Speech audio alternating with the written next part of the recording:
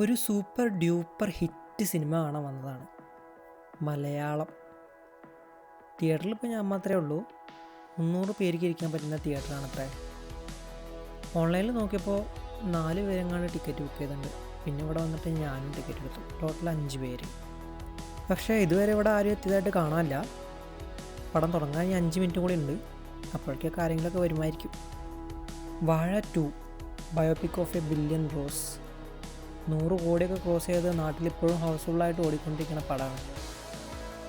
ഇതിപ്പോൾ നാട്ടിൽ നിന്ന് 7000 കിലോമീറ്റർ ദൂരെ യൂറോപ്പിൽ ചെക്ക് റിപ്പബ്ലിക്കിലാണ് ഞാൻ സിനിമ കാണുന്നത്.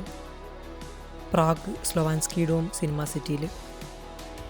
നാട്ടിലിറങ്ങി ഹിറ്റടിച്ച് 2 ആഴ്ച കഴിഞ്ഞിട്ടാണ് ഇവിടെ റിലീസാവുന്നത്. അതുകൊണ്ടായിരിക്കും ആളുകളൊന്നും ഇല്ലാത്തത് കേട്ടോ. പിന്നെ അധികം ആളുകളൊന്നും അറിഞ്ഞിട്ടുണ്ടാവില്ല ചിലപ്പോൾ.